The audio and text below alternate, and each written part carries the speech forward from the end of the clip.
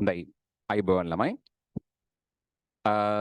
අපි අද 2026 දරුවන්ට මේ අපි මේ සතියේලම ඔයගොල්ලන්ට එසේ ප්‍රශ්නයක් අපි විශේෂයෙන් දෙන්නේ නැහැ. මොකද ඩේලි එසේ සීරීස් එකක් කොහොමත් යන හින්දා. හැබැයි අපි ලබන සතියේ එකක් ලියනවා. එතකොට ඔයගොල්ලන්ට දරුවනේ මේ සතිය අපි දුන්නා මේ ශාක ප්‍රජනනයේ පාඩමට අදාළව ළමයි MCQ 50ක පේපර් එකක් සහ කුප්පියක් ලබා දුන්නා. ඒතර ඒකේ පාඩම ඩිස්කෂන් එකක් තමයි කුප්පිය ගියේ. ඒතකොට දරුවනේ ඒකේ ඒකට අමතරව අපි ගිය සතියේ ළමයිනේ කරා 2026 අපේ දරුවන්ගේ බැච් එකේ ටියුනින් මීටර්ස් දරුවනේ පේපර් එක කරා. එතකොට මේ පේපර් එක ළම අපි ඩිස්කස් කරන්න බැරි වුණා. ඒ හින්දා මේ පේපර් එකේ ඩිස්කෂන් එක ගන්න තමයි අපි දැන් ලෑස්ති වෙන්නේ. ඒ හින්දා ඔයගොල්ලෝ ළමයිනේ මේ දවල්ට එකේ හෙට අනිදා වගේ ක්ලාසස් තියෙනවා. එතකොට ඔයගොල්ලෝ ළමයි කිලිම ටියුනින් මීටර්ස් එක රිෆර් කරලා හරියට චුට්ටක් බලලා මේ සතිය වැඩේට සෙට් වෙන්න ඕනේ. අපි ළම කිලිම මාකින් එකට යන්. අපි උත්තර වලට යන්න දරුවනේ ඔයගොල්ලෝ වැරදි අඩුපාඩු තියෙනවා නම් හදාගන්න. පළවෙනි ප්‍රශ්නයට එන්න. උපස්තර සාන්ද්‍රණය දරුවනේ වැඩි කිරීමෙන් තරඟකාරී නිෂේධකවල ළමයි බලපෑම ප්‍රත්‍යවර්ත කරන්න පුළුවන්ලු. ඇත්තද කතාව? ඔව්. ළමයි අපි දන්නා එන්සයිම් එකකට තරංකාරී නිෂේධක සම්බන්ධ වෙනකොට එයා උපස්තර වලට සමානයි. ඒක තරංකාරී නිෂේධක ළමයි වැඩි වීගෙන යනකොට අපිට පුළුවන් ළමයි මේක නවත්තන්න උපස්තර ප්‍රමාණය වැඩි කිරීම මගින්. උපස්තර ප්‍රමාණය වැඩි වෙනකොට තරංකාරී නිෂේධක ප්‍රත්‍යවර්ත වෙනවා. 2. උෂ්ණත්වයේ ළමයිනේ ඉහළ යන විට එන්සයිමේ සක්‍රීය ස්ථාන සහ උපස්තර අණුවල සංඝටන සම්භාවිතාව වැඩි වෙනවලු. යමන බලන්න ඕකට එන්සයිම නෝට් එක උෂ්ණත්වයේ වැඩි වෙන්න එන්සයිම අණුවල උපස්තර අණුවල සියල්ලගෙම දරුවනේ චලිත වේගය වැඩි වෙනවා. චලිත වේගය වැඩි වෙන්න සංඝටන සම්භාවිතාවය වැඩි වෙනවා. 3. සක්‍රීය ස්ථානයේ දරුවනේ හැඩය එන්සයිමේ විශිෂ්ට උපස්තරයේ හැඩයට සම්පූර්ණයෙන්ම ළමයිනේ අනුපූරක වෙනවලු. මොකද වෙන්නේ? ඒක වැරදි ළමයිනේ. දැන් එන්සයිමිය ගත්තට පස්සේ ළමයි එන්සයිමිය මෙහෙම තියෙනවා. ඒතර එන්සයිමිය දරුවනේ සක්‍රීය ස්ථානය මෙහෙම තියෙනවා. ඒතර උපස්තරයේ දරුවනේ 100% අනුපූරක වෙන්නේ නැහැ. 95ක් විතර අනුපූරකයි. ළමයිනේ ඉතුරු ටික කෙලිම මෙයා ටච් වෙනකොට තමයි මොකද වෙන්නේ වෙනස් වෙන්නේ. ඒකට කියනවා ප්‍රේරිත සීහුම් කල්පිතය කියලා. ඒතර 100% අනුපූරක නැහැ. චක්‍රීය පොස්පොරයිලීකරණයේදී දරුවනේ NADPH සෑදීම සිද්ධ වෙන්නේ නැල්ලු. මොකද වෙන්නේ? ළමයිනේ කතාව සත්‍යයි. මොකද චක්‍රීය පොස්පොරයිලීකරණයේ දරුවනේ හැදෙන්නේ ATP විතරයි.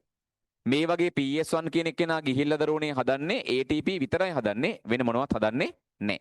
හැබැයි චක්‍රීය නොවන පොස්පොරයිලීකරණයේදී ඔක්සිජන් හැදෙනවා, ATP හැදෙනවා, NADPH හැදෙනවා සියල්ලම නිපද වෙනවා. ළමයින් ඉන්න පස්වෙනි එක.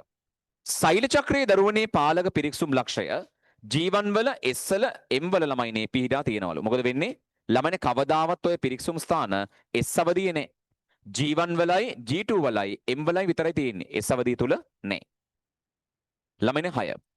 අන්තකලාව ළමයිනේ අවසානයේදී ප්‍රවේණිකව සර්වසම දුහිතෘ දරුවනේ සෛල දෙකක් ඇති වෙනවා කියලා දීලා තියෙනවා. මොකද වෙන්නේ? ළමයිනේ අන්තකලාව කියන්නේ දැන් ඉස්සලම තියෙන ප්‍රාක් කලාව, පෙරයෝග කලාව, යෝග කලාව, වියෝග කලාව, අන්ත කලාවනේ. ඔය කලා ටික ඉවර වුණා න්‍යෂ්ටිය තමයි බෙදෙන්නේ. ඒතලම ලැබෙන්නේ දුහිතෘ න්‍යෂ්ටි දෙකක්. සෛලප්ලාස්ම විභාජනය වුණාට පස්සේ තමයි දුහිතෘ සෛල දෙකක් ලැබෙන්නේ. දැන් මෙතන වැරද්ද දුහිතෘ සෛල දෙකක් ලැබෙයි කියන එක වැරදි. දුහිතෘ න්‍යෂ්ටි දෙකක් ලැබෙයි කියලා තමයි එන්න ඕනේ. ළමයිනේ 7. සියලුම සෛල ඔය සියලුම සෛල කියන වචනේ දකිනකොට දරුවනේ ආයෙ මතක් කරගන්න මේ කියන්නේ ප්‍රාග්නේෂ්ඨක සෛල ගැන මේ කියන්නේ සූන්‍යෂ්ඨක සෛල ගැන. ළමනේ සියලුම සෛලවල අනිවාර්යෙන්ම වරණීය බාධකයක් විදිහට ප්ලාස්මා පටලය තියෙනවා. ඒක සත්‍යයි. ළමයිනේ 8. බොහෝ විට ළමයිනේ ඇලොස්ටරික ස්ථාන තියෙන්නේ එන්සයිම් වල උප ඒකක සම්බන්ධ වන ස්ථානයේ වේ. ඔව්. දරුවට හිතන්න මේ වගේ එන්සයිම් වල උප ඒකකයක් තියෙනවා. ඔබට හිතන්න දරුවනේ මේ වගේ එන්සයිම් එක තව උප ඒකකයක් තියෙනවා. ඒතර උප ඒකක සම්බන්ධ වෙන තැනක් තියෙනවනේ. එතන තමයි ඇලොස්ටරික ස්ථාන නැත්නම් යාමක ස්ථාන තියෙන්නේ. ඒ කතාව සත්‍යයි. ළමයිනේ එන්න 9. ATP වල ගබඩා වී ඇති ශක්තිය විද්‍යුත් විසර්ජන සඳහා ළමයිනේ යොදා ගනීලු. මොකද වෙලා තියෙන්නේ? ATP වල ශක්තිය විද්‍යුත් විසර්ජන වලට යොදා ගන්න පුළුවන්ලු. ඇත්ත. විද්‍යුත් විසර්ජන වලට යොදා ගන්නවා. ළමයිනේ ආලෝකය සඳහා යොදා ගන්නවා. ළමයිනේ රසායනික ශක්තිය යොදා ගන්නවා. යාන්ත්‍රික ශක්තිය යොදා ගන්නවා. සත්‍යයි. ළමයි 10. පොලිසැකරයිඩ් ජල අද්‍රාව්‍යයි. වතුර දී වෙන්නේ ඇත්ත. ස්පටිකීකරණය වෙන්නේ ඇත්ත. සීනි ලෙස සැලකීමට නොහැකි මහා අණුවේ. ඇත්ත ළමයිනේ. පොලිසැකරයිඩ් කියන්නේ සීනි නෙවෙයි. ස්පටික වෙන්නෙත් නෑ. ජලයේදී වෙන්නෙත් නෑ. ළමයි මහා අණු වෙනවා. කතාව සත්‍යයි. ඒතර පොලිසැකරයිඩ් මහා අණු වෙන්නත් පුළුවන්. ඒ වගේම බහු අවයවයක වෙන්න පුළුවන්කම තියෙනවා. හරිද? right. ළමයින් ඉන්න 11ට. C4 ශාකවල දරුවනේ කලාප කොපු සෛල තුල තෛල කොයිල පටලවල PS2 ළමයිනේ ඊටා වැඩිය. එතන C4 වල කලාප කොපුසෛල වල තෛල කොයිඩ වල PS2 ඉතා වැඩිය. PS2 නෑ. හරිද? ළමයින් අපි ගත්තොත් කලාප කොපුසෛල වල PS2 නෑ. තිබ්බොත් තියෙන්නේ PS1 විතරයි. 12. ලැක්ටික් අම්ල පැසීම නිර්වායු සසනය මධ්‍යසාර පැසීමෙන් වෙනස් වන මූලික කාරණේ වන්නේ ලැක්ටික් අම්ල පැසීමේදී ළමයිනේ පයිරුවේට අසම්පූර්ණව ඔක්සිකරණය වීමත් අවසාන ඉලෙක්ට්‍රෝන ප්‍රතිග්‍රාහකයා කාබන් 3 අණුවක් වීමත්. මොකද වෙන්නේ? මෙහෙමයි. ලැක්ටික් අම්ල පැසීම ගත්තත් නැත්තම් ඔකට හිතන්නකෝ මධ්‍යසාර පැසීම ගත්තත් අනිවාර්යෙන් ළමයි ග්ලූකෝස් කියන කෙන අසම්පූර්ණ ඔක්සිකරණයක් වෙන්නේ. නැත්තම් මේ ඇල්කොහොල් පැසීමේ සම්පූර්ණ ඔක්සිකරණය ලැක්ටික් අම්ල පැසීමේ අසම්පූර්ණ ඔක්සිකරණය නෙවෙයි. දෙකේදීම වෙන්නේ අසම්පූර්ණ ඔක්සිකරණයක් තමයි. හරිද? ඊට පස්සේ ලැක්ටික් අම්ල පැසීමේ අවසාන ඉලෙක්ට්‍රෝන ප්‍රතිග්‍රාහකයා ළමයි කාබන් 3. ඒක හරි. අවසාන ඉලෙක්ට්‍රෝන ප්‍රතිග්‍රාහක පයිරුවේට්නේ. එයා කාබන් 3 ඒක හරි. හැබැයි දෙකම අසම්පූර්ණ ඔක්සිකරණ තමයි ඈ. හරි. ඒතර අරයා විතරක් කියලා කියන්න බෑ. ඒක වැරදි. 13. ග්ලූකෝස් ළමයිනේ ලැක්ටික් අම්ලයේ බවට පත්වීමේදී වඩා වැඩි ATP ප්‍රමාණයක් මොකද වෙන්නේ? ATP ප්‍රමාණය ජනනය කරයි. නෑ. ග්ලූකෝස් ලැක්ටික් අම්ලයේ වුණත් ග්ලූකෝස් ළමයිනේ කෙලින්ම හිතන්නකෝ එතනෝල් බවට පත් වුණත් ග්ලයිකොලිසිය කියන පියවර විතරයි වෙන්නේ. ඒතර ග්ලයිකොලිසිය කියන පියවර විතරයි නම් දෙකේදීම වෙන්නේ. එතන හැදෙන්නේ ATP දෙකක් විතරයි. ආය අරයාගේ ATP වැඩි මෙයාගේ ATP වැඩි වෙන්නේ. අවස්ථා දෙකේදීම හැදෙන්නේ ATP දෙකයි. ළමයිනේ 13 බලන්න. 14 බලන්න. විශාල ළමයිනේ ශාකවල කඳ පත්‍ර මුල් ලෙස විභේදනයක් වෙලා තියෙනවා. ඒ විභේදනයේ දරුවනේ විවිධාංගීකරණය මීට අවුරුදු ළමයිනේ 40කට පවන පෙර සිද්ධ වෙලා තියෙනවලු. නෑ ළමයි සමන විශාල ශාක කඳ පත්‍ර මුල් විදිහට විභේදනය වෙලා තියෙන්නේ මීට අවුරුදු මිලියන් ළමයි 380කට වගේ කලින් 40කට කලින් නෙවෙයි 380කට වගේ පෙර තමයි වෙලා තියෙන්නේ. ළමයිනේ 15. ශුද්‍ර ජීවීන් දරුවනේ ඇතුළත් කිරීමට අලුත් රාජධානියක් හඳුන්වා දුන්නේ අර්නස්ට් ඒකල් වේ. ඇත්තද? ඔව්. අන්නේ රාජධානියට කියනවා මොකද්ද? ප්‍රොටිස්ටා රාජධානිය කියලා. සත්‍යයි. ළමයිනේ බොහෝ සයිකොමයිකෝටා දිලීරවල ලිංගික ප්‍රජනනයේදී ලිංගික විභේදනයේ වෙච්ච ජම්මානුදානී හා වෙනවලු. ඇත්තද? නෑ. සයිකොමයිකෝටාවල තියෙන්නේ ලිංගිකව විභේදනයේ වෙලා නැති ජම්මානුදානී. ලිංගිකව විභේදනයේ වෙච්ච ජම්මානුදානී තියෙන්නේ ඇස්කොමයිකෝටාවල. අනිත් එක මඩියක් වගේ අස්කස හදන්නේ සයිගොමයිකෝටාවල හදන්නේ ළමයිනේ සයිගොමයිකෝටා නම බලන්න සංයෝගාණු හදන්නේ. අස්කස හදන්නේ ඇස්කොමයිකෝටා. වැරදි. ළමයි 17. පැතලි පණුවන් හැමෝටම තියෙනවලු බිහිතලනය කරන්න පුළුවන් ග්‍රසනිකාවක්. ඇත්තද? නෑ නෑ නෑ නෑ. බිහිතලනය කරන්න පුළුවන් දරුවනේ ග්‍රසනිකා තියෙන්නේ ඔය ඇතම් කට්ටියට. ළමයිනේ සංචරණයට හැමෝම පක්ෂභාවිතා කරනවලු. නෑ ළමයිනේ. බිහිතල්නය කරන ග්‍රසනිකාව තියෙන සමහර කට්ටියට. ඕකට උදාහරණයක් ගත්තොත් ප්ලැනේරියාට. දරුවනේ හැමෝටම ළමයිනේ පක්ෂම නැහැ. පක්ෂම තියෙන්නේ නිදලිවාසින්ට විතරයි. දැන් පරපෝෂී ළමයි පටිපණුව ඉන්නවා. ඒ කට්ටියට පක්ෂම නැහැ. තේරෙනවද? රයිට්. ඒතර මේ මම කියන එක නිකන් අහගෙන ඉඳලා වැඩක් නැහැ. ළමයිනේ මොකද්ද වැරද්ද මොකද්ද අමතකුනේ ලියා ගන්න ඕනේ. පොඩ්ඩක් නෝට් එක පෙරලා බලන්න ඕනේ. ඇත්තටම ප්‍රතිහල මිනිත්ස් මේ වගේද? එහෙමයි වැඩ කරනවා කියලා කියන්නේ. දරුවනේ එන්න ඊට පස්සේ වලයාකාර සම්බන්ධක වලින් ළමයිනේ සමන්විත පෘෂ්ටික මස්තිෂ්ක ගැන්ග්ලියා සහ උදරීය ස්නායු රජ්ජෝ ළමයිනේ ඇනලීඩාවන්ට තියෙනවලු. ඇත්ත. දරුවනේ ඇනලීඩාවන්ටත් තියෙන ඔය වගේ ස්නායු පද්ධතියක්. ආයේ ආත්‍රපෝඩාවන්ටත් තියෙන ඔය වගේ ස්නායු පද්ධතියක්. දෙගොල්ලන්ටම තියෙන්නේ ඔය වගේ හොඳ මස්තිෂ්ක ගැන්ග්ලියා තියෙන උදරීය ස්නායු රැහැනක් තියෙන ස්නායු පද්ධති. 19. මොලස්කාවන්ගේ දරුවනේ අන්තරංග ගොනුවක් තියෙනවා. ළමයිනේ අන්න ඒකේ ප්‍රජනක ඉන්ද්‍රියන් ඇතුළු අවයව බහුතරයක් දරුවනේ අඩංගු වෙනවලු. ඇත්තද? ඔව්. ඔය ප්‍රජනක අවයව පෙනහළු වගේ දේවල් මොකද වෙන්නේ? ඔය මොලස්කාවන්ගේ අන්තරංගණු ඇතුළේ තමයි තියෙන්නේ. රයිට්. ළමයිනේ 20. ආත්‍රපෝඩාවන් දරුවනේ සෑම තැනකම ජීවත් වන අතර ඒ කියන්නේ කරදිය නම් කරදිය, මිරිදිය නම් බිරිදිය, භෞමික නම් භෞමික. එතකොට අපි ගත්තොත් ළමයිනේ කෙලින්ම වායව නම් වායව හැමතැනම ඉන්නවා. විවෘත රුධිර සංසරණ පද්ධතියක් තියෙනවා. හරි. කේශනාලිකා සහිත රුධිර හෙබක් දරයි. ඔක්කොම හරි. හැමතැනම ඉන්නවා විවෘත සංසරණය රුධිර හෙබක් ඔක්කොම හරි. හැබැයි කේශනාලිකා නැහැ. ඔය හොඳට බලන්න දරුවනේ නෝට් එකේ ඔය ආත්‍රපෝඩාවල කේශනාලිකා නැහැ. ඒක අසත්‍යයි. ළමයි බලන්න 21. ඇස්කොමයිකෝටාවන් දරුවනේ සියල්ලම අස්කස සහිත අස්කඵල නිපදවන අතර බොහෝ ආකාර ළමයිනේ වියෝජක වෙනවලු. මොකද වෙන්නේ? ළමයිනේ ගොඩක් කට්ටිය වියෝජක වෙනවා කියන කතාව හරියේ. හැබැයි ළමයිනේ හැමෝටම අස්කස නැහැ. බලන්න බොහෝ ආකාරවල තමයි අස්කස තියෙන්නේ. උදාහරණයක් මොකක්ද දන්නවද? අස්කස හදන්ට එයා බහුසෛලික දිලීරයක් වෙන්න එපා ළමයි. දැන් ඇස්කොමයි කෝටාවල ඉන්න ඕන දරුවනේ ඒකසෛලික දිලීර. ඇයි ඊස් කියලා ඒකසෛලික දිලීරයක් ඉන්නේ? එයාට හදන්න බෑනේ අස්කස වගේ එකක්. එන්න හැමෝම අස්කස හදයි කිව්වොත් ඒක වැරදි. ඒකසෛලිකයෝ අස්කස හදන්නේ නැහැ. ළමයි 22. ශුක්‍රාණු ළමයිනි ඍජුවම පරාග නාලය තුලින් පරිවහණය වෙනවා. මේ කියන්නේ බීජ ශාක ගැන. එම නිසා බීජ ශාකවල ශුක්‍රාණු වලට චලභාවයක් අවශ්‍ය නොවේ. ඇත්තද? සත්‍යයි. බීජ ශාකවල ශුක්‍රාණු කිලින්ම ළමයි අපි ගත්තොත් එහෙම ළමයි ගමන් කරන්නේ පරාග නාලේ. ඒතර ඒකට එක දරුවනේ කශිකා නමන අවශ්‍යතාවයක් නැහැ. හැබැයි එකම එක දුර්වල තත්ත්වයක් තියෙනවා සයිකස් වල. ඒ සයිකස් කියන එක ළමයි එක විශේෂ අවස්ථාවක් විතරයිනේ. අනිත් කට්ටියක සාමාන්‍යයෙන් එහෙම සිද්ධ වෙන්නේ නැහැ. ළමයි 23. බීවල ළමයිනේ පරාග කණිකාවට විවර 3ක් තියෙනවලු. නෑ. බී කියන්නේ ඒක බීජපත්‍රී. ඒතර පරාග කණිකා විවර තියෙන්නේ එකයි. ද්විබීජපත්‍රී කට්ටියක තමයි විවර 3ක් තියෙන්නේ. ඒක අසත්‍යයි. 24 බලන්න.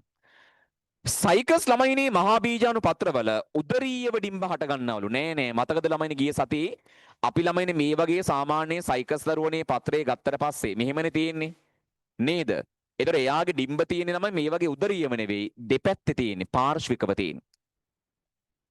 ඊළඟට ළමයිනේ නීටම් වල බීජය ආවෘත බීජක ඵලයක් වෙනි පෙනුමක් කුසලයි. ඇත්තද කතාව? ඔව්. නීටම් වල බීජයක් තියෙනවා. ඒක ළමයිනේ ආවෘත බීජයක් වෙනි සමාන. ආවෘත බීජයක් වෙනි පෙනුමක් කුසලයි. වැරදි. මම කිව්වේ නීටම් බීජය ආවෘත බීජක ඵලයට සමාන වෙන්නේ. ආවෘත බීජයට නෙවෙයි. ආවෘත බීජක ඵලයට සමාන වෙන්නේ. අන්න වැරද්ද. මං කිව්වේ නානවා කියලා. ඔව් මගේ කේස් එක. ළමයිනේ ඉන්න 26. ජීවමාන ශාක විශේෂ වලින් ළමයිනේ බහුතරය බීජ සහිත සනාල ශාක වේ. ඔව්. අද ගොඩබිම වැඩිපුරම තියෙන්නේ ළමනේ බීජ ශාක. අපි ගත්තොත් එimhe 100 කියන්නේ ප්‍රතිශත ගත්තොලම සාමාන්‍යයෙන් 60 70 වලම ඉක්මවනවා කොහොමද අනිවාර්යයෙන්ම. ඒව තමයි වැඩිපුරම තියෙන්නේ. ළමනේ ශාක කඳේ වේවා මුලේ වේවා දරුවනේ දික්කක්ෂයට සමාන්තරව ආරම්භ වන මෞලික සෛල සනාල කිරණ ඇති කරයි. නෑ. සනාල කිරණ හදන්නේ දික්කක්ෂයට ලම්බකව ආරම්භ වෙන කට්ටිය. සමාන්තර කට්ටිය නෙවෙයි. ළමනේ 28 බලන්න.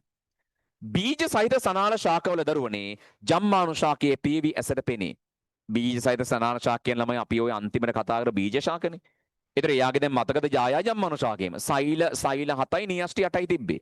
දැන් ඒව ඇහැට පේනවද? නැහැ. ඒ වන්වීක්ෂීයයි. ළමයි 29.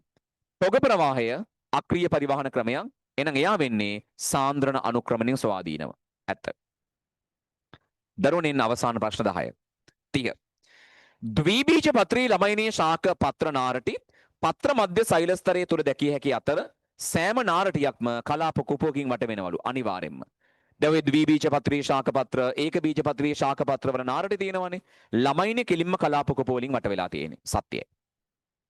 31. ඒක බීජ පත්‍රී ශාකවල දරුවනේ බොහෝ පත්‍ර මධ්‍ය සෛලවල හරිතලව බහුලයි. මොකද වෙන්නේ? ඔව්. ඒක බීජ පත්‍රී ශාක පත්‍රයක මැද ළමයි ගොඩාක් තියෙනවා ළමයි සාමාන්‍යයෙන් මේ සෛල. ඒ සියල්ලගේම හර්තලව පිරලා තියෙන්නේ. ඒක ඇත්ත. 32. සයිකස් වල දරුවනේ ව්‍යාප්ති ඒකකය බීජයයි. සයිකස් කියන්නේ බීජ ශාකය. බීජ වලින් තමයි ව්‍යාප්ත වෙන්නේ. ඇත්ත. 33. පෝගනාටුන් වල දරුවනේ සැලජිනෙල්ලා දෙආකාරයේම ඒකලිංගික ජම්මාණු ශාක තියෙනවලු. ඒකලිංගික කියන්නේ වෙන වෙනම ජම්මාණු ශාක තියෙනවලු. කශිකාදර පුංජම්මාණු තියෙනවලු. ඇත්ත. ඒකලිංගිකයි කියන්නේ වෙන වෙනම ගස් දෙකක් තියෙනවා කියන එකනේ. ඒක හරි. 34. නෙප්ලිපිස්සල දරුවනේ බීජාණු ශාකය ජම්මාණු ශාකය කියන දෙකම ස්වාධීනය ස්වයංපෝෂීය. ඇත්තද? ඔව්. නෙප්ලිපිස්සල තියෙනවා දරුවනේ කෙලින්ම අර කුණ්ඩලාකාර ප්‍රාක් පත්‍රණේ තියෙන සංයුක්ත පත්‍රතේ බීජාණු ශාකය. ජලය කණජ උරා ගන්නවා ස්වාධීනව ඉන්නවා. එයාගලම ප්‍රාක්තරසක් තියෙනවා ජම්මාණු ශාකය ස්වාධීනයි. ඇත්ත. පෝගනාටුන් වල ප්‍රාක්තන්ත්‍රය ද්විගුණ වේ. නෑ. පෝගනාටුන් වල ජම්මාණු ශාකය ඇති වෙන්නේ ප්‍රාක්තන්ත්‍ර වලින්. මූලාභ තියෙන අතු බෙදිච්ච කොළපාට ව්‍යුහේනේ. එයා ඒක ගුණයි. ඒ ඔකට බලන්නකො දරුවනේ ගැලීම් සටහන. ගැලීම් සටහනේ බලන්නකො එයා ඉන්නේ මොන પરම්පරාවේද? ජම්මාණු ශාක પરම්පරාවේ ඉන්නේ. ළමයිනේ එයා ඒක ගුණ කෙනෙක්. 36. අවෘත බීජක දරුවනේ ශාකවල ජායා ජම්මාණු ශාකයේ ප්‍රභා සංශ්ලේෂී වේ. ඇත්තද? නෑ. ආවෘත බීජක ශාකයක් කියන්නේ දරුවනේ ගිය සතියේ මතකයි නේද? සෛල 7ක් තියෙන නියෂ්ටි 8ක් තියෙන ව්‍යුහය. එයා ස්වයංපෝෂී නෑ. කුක්ෂියෙන් තම පෝෂණය ලබන්නේ. ළමයි එහෙනම් එයා ප්‍රභා සංශ්ලේෂී කිව්වොත් වැරදි. පූර්ණ පරාදීනයි. සයිකස්සර දරුවනේ පරාගනාලය පුංජම්මානුශාක ජායාජම්මානුශාකයේ වෙත පරිවාහනය කරයි. ළමයිනේ වැරදි. ළමයි මේ බලන්න. ළමයිනේ සයිකස්සල මොකද වෙලා තියෙන්නේ? මෙන්න මේ වගේ දරුවනේ අණ්ඩානුදානී තියෙනවා. සයිකස්සල දරුවනේ මෙතන තියෙන අණ්ඩානුදානී කුටීරය. ළමයිනේ මෙතන තියෙනවා මේ වගේ පුංජම්මානුශාකය. ළමයිනේ මෙයා ශුක්‍රාණු අරගෙන ඉන්නේ ජායාජම්මානුශාකයට නෙවෙයි ළමයිනේ අණ්ඩානුදානී කුටීරයේ වෙත තමයි අරගෙන ඉන්නේ. ජායාජම්මානුශාකයේ තියෙන්නේ මෙතන මේ තියෙන ජායාජම්මානුශාකයේ. අණ්ඩානුදානී කුටීරයට තමයි ශුක්‍රාණු අරන් ඉන්නේ. කතාව අසත්‍යයි. ඒක සුපිරි ප්‍රකාශකය. ළමයිනේ ඊළඟට 38. ඇන්තොෆයිටා දරුවනේ ශුද්‍ර බීජාණු පරාග කණිකා බවට විකසනය වන්නේ පරාගදානීය තුලදීම වේ. පරාගදානීය තුලදීමයි පරාකණක ඇති වෙන්නේ. සයිකස්සල දරුවනේ යුක්තාණුව කලලය සහ භ්‍රූණ පෝෂය බවට පත් වෙනවලු. ඇත්තද? ඔව්. මෙහෙමයි. ළමයි ඒක වැරදි. සයිකස්සල යුක්තාණුව කලලය වෙනවා. භ්‍රූණ පෝෂය බවට පත් වෙන්නේ කවුද? ජායාජම්මානුශාකේ. මං කිව්වේ පුන පුනා කිව්වා විශේෂ කාරණා මතක තියාගන්න කියලා කිව්වා. යුක්තාණුවෙන් කලලය හැදෙනවා හරි භ්‍රූණ පෝෂය හැදෙන ජායාජම්මානුශාකේ. වැරදි. ඒ කියන්නේ භ්‍රූණ පෝෂය ඒක ගුණයි. හරි. 40. සයිකස්සර දරුවනේ කඳ අතු බෙදිලා නැහැ. ස්තම්භාකාර කාෂ්ඨීය ද්විතීක වර්ධනය වෙන ව්‍යුහයක්. කතාව සත්‍යයි. එතකොට මේ තමයි දරුවනේ මොකක්ද අපේ ගිය සතියේ දරුවනේ කෙලින්ම ඔය කට්ටියගේ ළමයි ඩිස්කෂන් එක. එතකොට අපි ළමයි මේක සාමාන්‍ය බදාද වගේ තමයි ඔය කට්ටිය ලබා දෙන්නේ. ඒක ලබා දෙන්න බැරි වුණා. හැබැයි අවුලක් නෑ දරුවනේ අපි ඔක්කොම ඩිස්කස් කරලාද දාලා තියෙන්නේ. හින්දා ඔය කට්ටිය වැඩි වෙලාවක් යන්නෙත් නෑනේ. විනාඩි 10ක් 15ක් යන්නේ. එහෙනම් අනිවාර්යෙන් මේක බලන්න. ඊට පස්සේ ඔය කට්ටිය යාළුවන්ට ෂෙයා කරන්න මේක බලලා අනිවාර්යෙන් හෙට ක්ලාස් එකට එන්න කියලා. හෙටත් තියෙනවා සුපිරි ළමයි ටියුනින් මීටර් සෙට් එකක්. එහෙනම් අනිවාර්යෙන්ම වැඩේ කරන්න ඕන. හරි? හොඳයි. අපි හෙට හැමෝම දරුවනේ අලුත්ම සෙට් එකක් එක්ක අපි හෙට ළමයි කෙලින්ම ශාකයේ පාඩමේ සෑහෙන දේවල් හෙට ඉවර වෙනවා. ඒකල අපි කෙලින්ම ලබන මාසේ පළවෙනි සතියේ ලබන සතියේ සත්‍ය පාඩම ආරම්භ කරනවා. හරිනේ? හොඳයි. මේ හැමෝටම සුබ දවසක්. අපි වීකෙන්ඩ් එකේදී හම්බෙමු.